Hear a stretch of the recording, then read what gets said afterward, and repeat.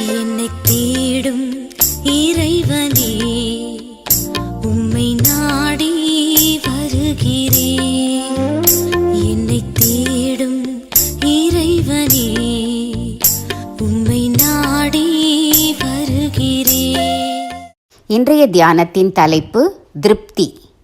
வாசிக்க வேண்டிய திருமறை பகுதி 2 ராஜாக்கள் 4ஆம் அதிகாரம் வசனங்கள் 8 முதல் 17 வரை. திருப்தி. என் ஜனத்தின் நடுவே நான் சுகமாய் குடியிருக்கிறேன். 2 ராஜாக்கள் 4:13.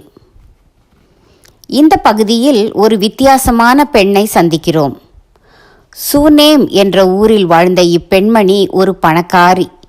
தேவனுடைய மனுஷனாகிய எலிசாவின் பக்தியையும் அவன் செய்த சில அற்புதங்களையும் அறிந்து வைத்திருந்ததால் அவன் சூனேமுக்கு வரும்போதெல்லாம் விருந்துண்ண அழைப்பாள் போலும். அவள் எலிசா தேவனுடைய மனுஷன் என்று புரிந்து கொண்டதால் சூனேமுக்கு அவன் வரும்போதெல்லாம் தன் வீட்டிலேயே தங்க வைக்க வேண்டும் என்று கருதி கணவனிடம் எலிசாவுக்காக ஒரு சிறிய அறை கட்டலாம் என்று ஆலோசனை கூறுகிறாள். அங்கே அவனுடைய வசதிக்காக ஒரு கட்டில், ஒரு மேஜை, ஒரு நாற்காலி, ஒரு குத்துவிளக்கு எல்லாம் வைக்க அனுமதியும் பெறுகிறாள். இவை எல்லாவற்றையும் எந்த எதிர்பார்ப்பும் இல்லாமல் செய்கிறாள். ஒரு சமயம் எலிசா இவளது வீட்டில் வந்து தங்கியிருக்கும்போது, உனக்கு நான் என்ன செய்ய வேண்டும்?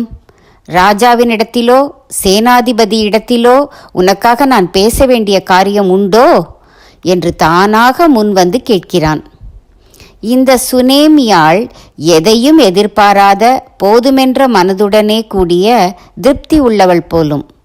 மிக அழகாக பதில் சொல்கிறாள். என் ஜனத்தின் நடுவே நான் சுகமாய் குடியிருக்கிறேன். அவள் மனம் எதற்கும் ஆசைப்படாமல் இருப்பது மிகவும் பாராட்டத்தக்கது. ஆனாலும் கேயாசி மூலம் அவளுக்கு பிள்ளை இல்லை, கணவனும் வயது சென்றவன் என்பதை அறிந்த எலிசா அடுத்த ஆண்டு அவளுக்கு குழந்தை பிறக்கும் என்று ஆசீர்வதிக்கிறார். பெரிய எதிர்பார்ப்பு எதுவும் இல்லாத அப்பெண், ஆண்டவனே, அபத்தம் சொல்ல வேண்டாம், அதாவது பொய் நம்பிக்கை கொடுக்க வேண்டாம் என்கிறாள். பிள்ளை இல்லாதிருப்பது துயரமான காரியம். ஆனாலும் பிள்ளை பிறக்கும் என்று நம்பி ஏமாந்து போவது மிகவும் துயரமானது என்று மிகுந்த எச்சரிப்புடன் பேசுகிறாள். இந்த சூனேமியாளின் பண்பு பாராட்டத்தக்கது.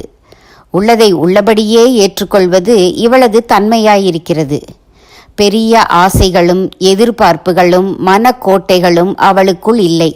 அதனால்தான் அவள் சுகமாய் குடியிருக்கிறாள். சுகமாய் குடியிருப்பதற்கான மந்திரம் இதுதான். போதும் என்ற மனமே பொன் செய்யும் மருந்து. எதிர்பார்ப்பு இல்லாதவருக்கு ஏமாற்றமே இல்லை. எதிர்பார்ப்பு இல்லாதவருக்கு ஏமாற்றமே இல்லை. தீர்மானம்: அதிகமாய் எதிர்பார்க்கவும் மாட்டேன், ஏமாறவும் மாட்டேன். போதும் என்ற மனதுடனே கூடிய தேவ பக்தியையே நாடுவேன்.